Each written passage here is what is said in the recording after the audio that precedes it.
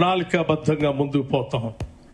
ఆ RRR ఉన్నటువంటి regional ring road తో ఇప్పుడున్నటువంటి ఔటర్ రింగ్ రోడ్ ను అనుసంధానం చేస్తూ 36 రేడియల్ రోడ్స్ 36 రేడియల్ రోడ్స్ ని ఈరోజు ప్లాన్ చేసి ముందుకు తీసుకొని పోతా ఉన్నాం. అట్లాగే హైదరాబాద్ నగరంలో ఉన్నటువంటి ప్రజలకి తెలంగాణ రాష్ట్రానికి సంబంధం ఉన్నటువంటి వాళ్ళందరికీ తెలుసు, హైదరాబాద్, సికింద్రాబాద్, సైబరాబాద్ ఈరోజు మరో మహానగరాన్ని ఈరోజు హైదరాబాద్ ఆనుకొని ఒక ఫ్యూచర్ సిటీని నిర్మించబోతా ఉన్నాం. ఆ ఫ్యూచర్ సిటీ సంబంధించినటువంటి వీడియోని కూడా బ్రదర్స్ ఏవీని ఆన్ చేయవలసిందిగా నేను విజ్ఞప్తి చేస్తా ఉన్నా.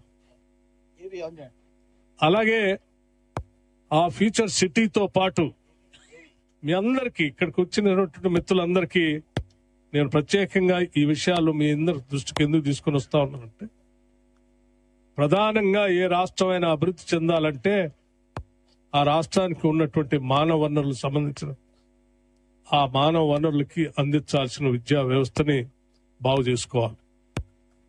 ఈరోజు ఆ విద్యా వ్యవస్థను బాగు చేయటం కోసం తెలంగాణ రాష్ట్రంలో young India integrated residential schools ని ఒక్కొక్క స్కూలు 25 ఎకరాల క్యాంపస్ లో దాదాపు 200 కోట్ల రూపాయలతో ఇంటర్నేషనల్ స్టాండర్డ్స్ లో 100 శాసనసభ నియోజకవర్గాల్లో 100 స్కూల్స్ ని ఎట్ ఏ టైం ఈరోజు శాంక్షన్ చేసి ఆ స్కూల్స్ అన్ని నిర్మాణం జరుగుతూ ఉన్నాయి.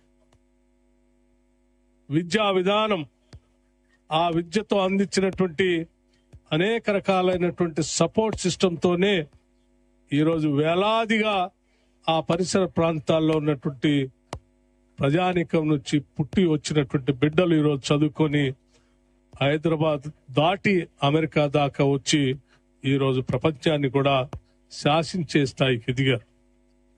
అలా శాసించే స్థాయికి భవిష్యత్తులో కూడా ఎదగటం కోసమే ఈనాటి తెలంగాణ రాష్ట్ర ప్రభుత్వం విద్య పైన ప్రత్యేకంగా దృష్టి సారించి ముందుకు పోతా ఉన్నాం. అట్లాగే హెల్త్, అట్లాగే ఇన్ఫ్రాస్ట్రక్చర్ పెద్ద ఎత్తున ఈరోజు మూసీ రిజర్వేషన్ కానీ, ఫ్యూచర్ సిటీ కానీ, రీజనల్ రింగ్ రోడ్ కానీ, అనేక క్లస్టర్స్ కానీ ఏర్పాటు చేసి ఈరోజు ప్రపంచవ్యాప్తంగా ఉన్నటువంటి పారిశ్రామికవేత్తలందరినీ కూడా ఆహ్వానిస్తా ఉన్నాం. అందులో ఈ మధ్యనే గ్లోబల్ సమ్మిట్ ఏర్పాటు చేసి ముందు పోతున్నటువంటి విషయం కూడా మీకు తెలుసు. అక్కడికి మీరు వచ్చి ఇన్వెస్ట్ చేసి పారిశ్రామికంగా మీకున్నటువంటి విజ్ఞానాన్ని, మీకున్నటువంటి ఇతర మేధస్సుని తెలంగాణ రాష్ట్ర ఏర్పాటు చేసుకోవటానికి ప్రభుత్వ పరంగా కావలసిన వ్యవస్థలన్నీ కూడా వ్యవస్థీకృతం చేసి ఉంచాం. సింగిల్ విండో విధానంతో ఎవరు ఏ ఇన్వెస్టర్ అక్కడికి వచ్చినా ఆహ్వానించడానికి రాష్ట్ర ముఖ్యమంత్రి రేవంత్ రెడ్డి గారు ఈరోజు మీ అందరికీ ప్రత్యేకంగా విజ్ఞప్తి చేయమని నన్ను ప్రత్యేకంగా ఇక్కడికి పంపించారు. మిత్రులందరికీ నేను చెప్పదలుచుకున్నది ఒక్కటే, 1000 కిలోమీటర్లు మీరు దాటి ఇక్కడ దాకా వచ్చారు.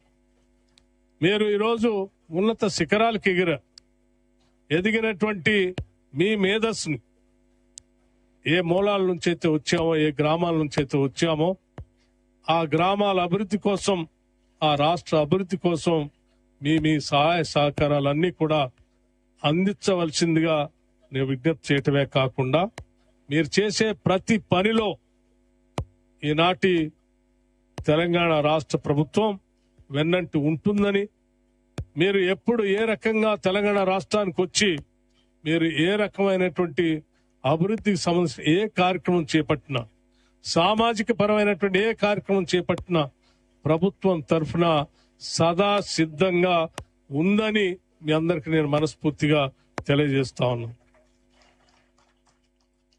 అలాగే మిత్రులారా, ఈరోజు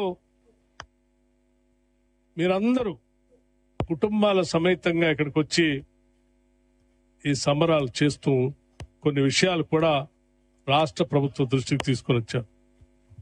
ఎన్ఆర్ఐస్ గా మాకున్నటువంటి సమస్యల్ని